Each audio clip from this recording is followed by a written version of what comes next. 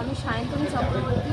আমি রাজাবাজার সায়েন্স কলেজে ক্যালকাটা ইউনিভার্সিটির আন্ডারে কেমিক্যাল ইঞ্জিনিয়ারিং ডিপার্টমেন্টের থার্ড ইয়ারের স্টুডেন্ট এবং আমি 56 এনজি রোড হোস্টেলের একজন রেসিডেন্ট।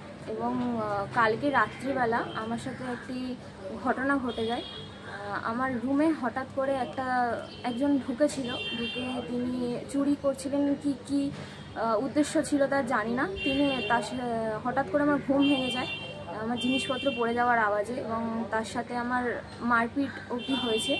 এবং আমি তাকে ধরতে গিয়েছিলাম, ভেতর থেকে দরজা বন্ধ ছিল এবং সে তারপরে আমাদের হোস্টেলের ছাদের রেলিং বেয়ে নেমে যায় এবং আমি সেটা গিয়ে সাথে সাথে সুপার এবং আজকে সকালবেলা আমি সেক্রেটারি স্যারকেও ফোন করেছিলাম। তো এখনও পর্যন্ত আমাদের হোস্টেল থেকে কোনো ইউনিভার্সিটি কর্তৃপক্ষ থেকে কোনো রকম কোনো স্টেপ নেওয়া হয়নি এবং আমি প্রচণ্ডভাবে আতঙ্কিত রয়েছি এবং নিরাপত্তাহীনতায় ভুগছি। আমি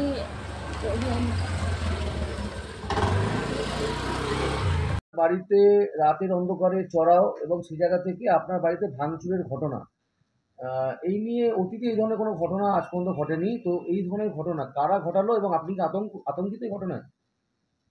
মূল বিষয়টা হচ্ছে 14ই আগস্ট রাত্রিবেলা, গভীর রাত্রে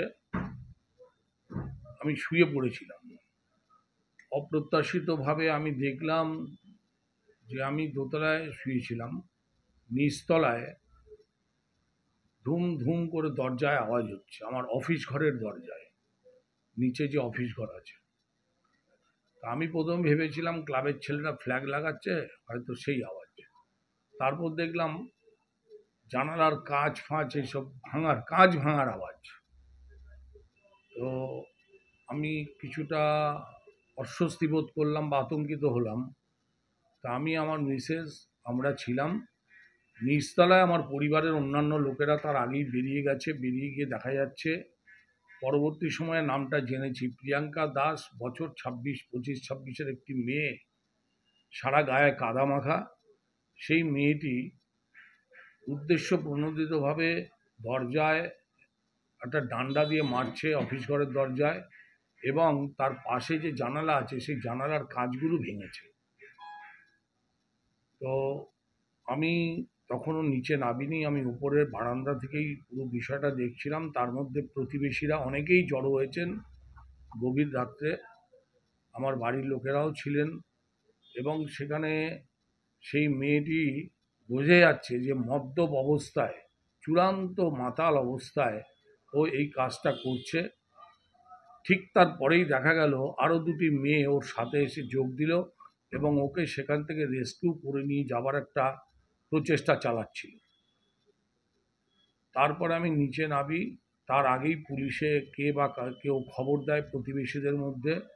তার মধ্যে দুটো পুলিশ ভ্যান এসে উপস্থিত হয়। তাদের 3জনকেই থানায় নিয়ে যাওয়া হয়, সাথে একটি ছেলেকেও নিয়ে যাওয়া হয়। সেই ছেলেটি ওদের পরিচিত, সেই জন্যই নেওয়া হয় থানায়। আমি ইতিমধ্যে আমার দলীয় জেলা নেতৃত্বকে খবর দিয়েছি। জেলা নেতৃত্বের নির্দেশে আমি থানায় যাই। থানায় গিয়ে অভিযোগ করি। উদ্দেশ্য প্রণোদিতভাবে আজ অবধি কোনোদিন আমার বাড়িতে এইরকম ঘটনা কেউ ঘটাতে পারে বলে আমার বিশ্বাস হয়নি।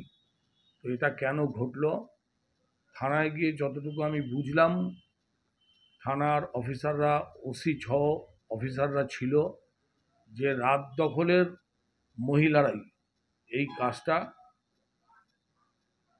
অসৎ উদ্দেশ্য নিয়ে এই কাজটা করেছে বলে আমার ধারণা।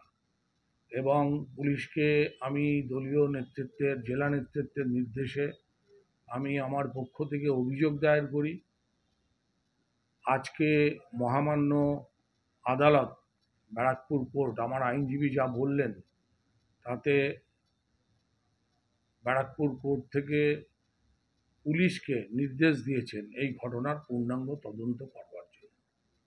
আমি দলীয় নেতৃত্বকে যেমন জানিয়েছি, আমার বিশ্বাস দলীয় নেতৃত্বের মাধ্যমে আমাদের সর্বময় নেত্রী মমতা বন্দ্যোপাধ্যায় এবং আমাদের সেনাপতি অভিষেক বন্দ্যোপাধ্যায়, তারা দলীয় নেতৃত্বের মাধ্যমে যে নির্দেশ দেবেন সেই নির্দেশ মেনেই আমরা স্থানীয় স্তরে কাজ করব।